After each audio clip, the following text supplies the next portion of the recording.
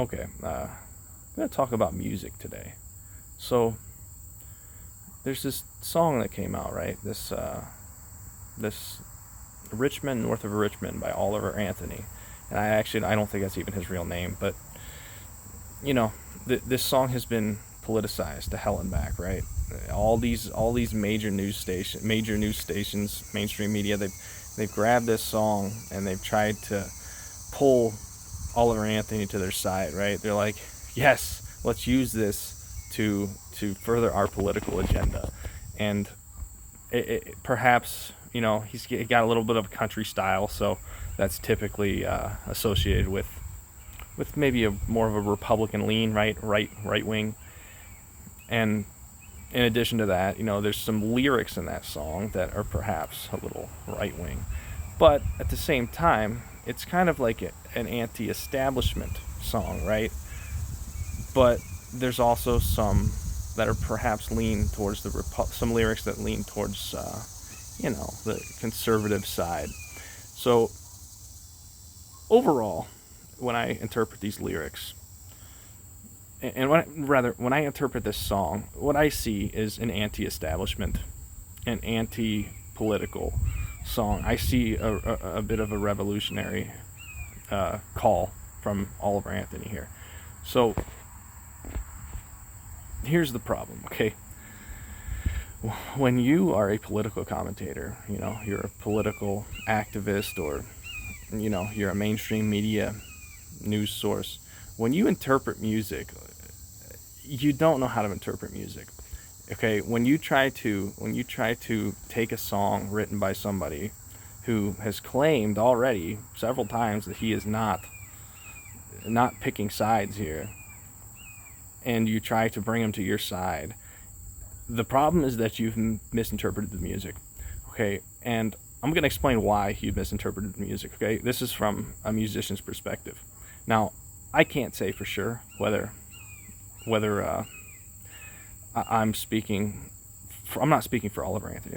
That's what I mean to say. Okay, but again, as a musician, let's break down these lyrics a little bit. Okay, not a whole lot. I just want to go into a couple lines. I'm gonna teach you how music works, because a lot of people don't understand. Okay, so what happens when you read lyrics? Right? You read the lyrics to a song, and you interpret those lyrics, but that's not how music works.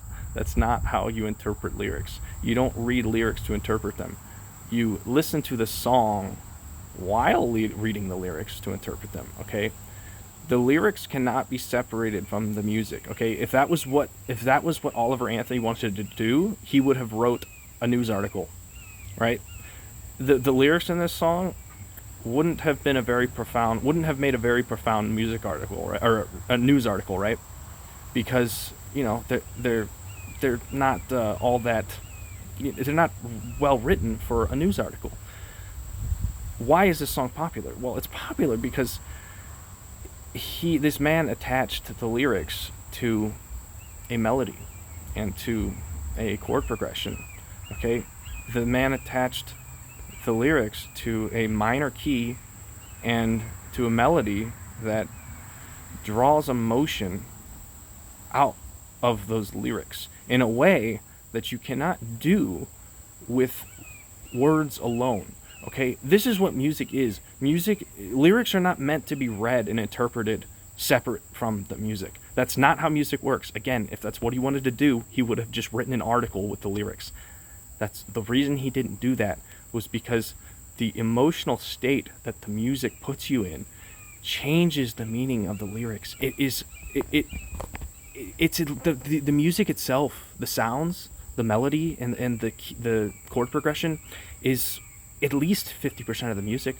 I would argue it's 2/3 of the music. The lyrics are a third, the melody's a third, and the guitar is a third. That would be my argument.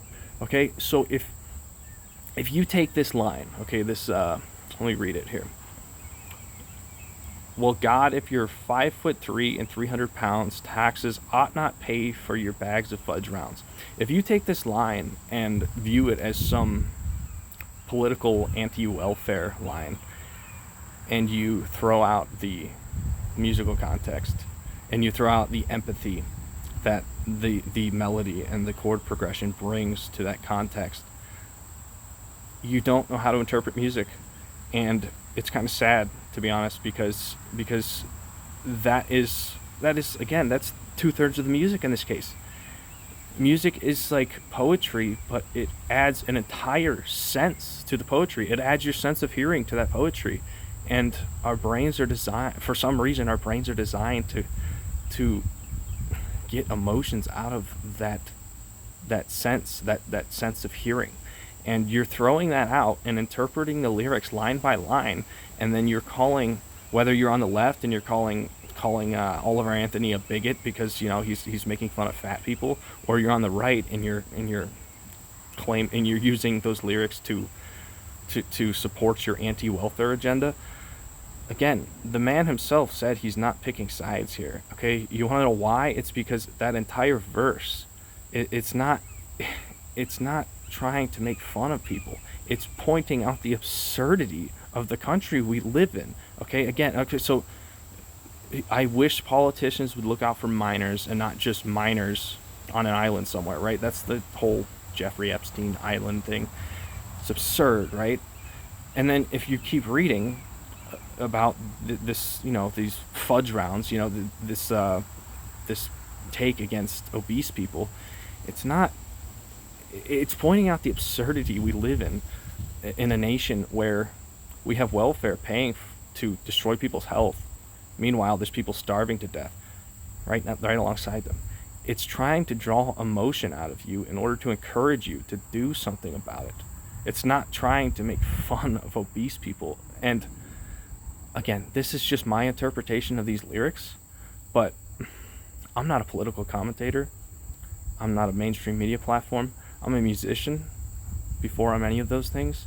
And sorry, I think I'm just a little better at interpreting music than you are. If you believe that these are strict political statements that are trying to talk about economic policy and to choose a side. That's the whole point of the song, is to point out the fact that the establishment has pushed this country down into the dirt. It's swept the middle class and the lower class, the working class, under the rug. And part of that process is through the food industry that is making people fat instead of encouraging people to eat healthy food. It's so sad when I see people interpret lyrics line by line like this and miss the context of the empathy that is drawn out from the melody and the chord progression and the sounds. I just want to hit people upside the head when they miss that greater context. Because if you're a musician and you write these lyrics and then you write a chord and you spend all this time fitting the ups and downs of the melody into the chord progression and into the syllables of the lyrics, it's hard work and it takes a lot of effort. And then people completely pick it apart and apply it to their own agenda. Again, for the last time, I'm not speaking for Oliver Anthony, obviously, but I know for a fact that I have that there's a greater context to this than picking apart a song line by line and then using that to call someone a bigot or to pull into your side politically. Okay, so the end of this verse, he says, young men are putting themselves 6 feet in the ground because all this damn country does is keep on kicking them down. What do you think obesity is? Obesity is it's a reckless behavior, right? And it's killing you. It kills you. Obesity is harmful to your health to the extent that it kills you. This last line in this verse is literally just an extension of the fudge rounds line. It's just pointing out the absurdity. It's pointing out the way this country has put profits above the working class, who ultimately create those profits. It's an anti-establishment song. It's telling you to wake up and to start voting for people who actually represent you.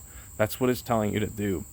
And if you miss that message and try to make it out to be supporting the Democrat or Republican Party, you are going to get more of the same. You're going to get more young men killing themselves. You're going to get more obesity. You're going to get more, what else? Going to get more pedophilia from the government. It's you can't. Last time I say this, you can't look at the lyrics in the song and separate it from the music. Okay, the sounds, again, it's the sounds. The purpose of the music is to create a greater emotional context to the lyrics, that and the lyrics are just sit on top of that. The lyrics are perhaps not even the most important part of music. And again, if you're somebody who picks apart a song line by line like that, it's because I guess you're not a musician. Maybe you don't understand how what the purpose of music is. I don't know. It's just, again, to me, this is sad when I see people do this, when I see people use a song like this to create more division, when the actual context of the song is trying to empathize with all the pain and all the problems we have and that other people have, to ultimately bring us together. That's the point of music. When musicians write songs that speak directly about political things, about economic policy, they're usually not, there's not a whole lot of music out there that does that. Okay, there's a little bit. Okay, if System of a Down is an example, they write a lot of politically motivated music lyrics, and along with those lyrics are angry instrumentals, right? Angry melodies, screaming, right? And you could look maybe Rage Against the Machine too. Those bands are very powerful, and the reason that they're powerful is because they attach the emotion of the music to the lyrics. If you throw these lyrics that Oliver Anthony wrote on top of a major key and a happy melody, it wouldn't be a popular song. It would have never been the social pariah that it is, because that's not how music works. What made the music popular, the song popular, was the combination of, again, the melody, the guitar, the chord progression, the minor key, and the lyrics. And the lyrics are just one part of that whole context. So please, if you're a political commentator and you are speaking about this and you're confused as to why Oliver Anthony is not picking sides, it's because you don't understand music. It's because you're trying to just use this music as a tool to further the division in this country, when the entire purpose is to bring people together. So think about that.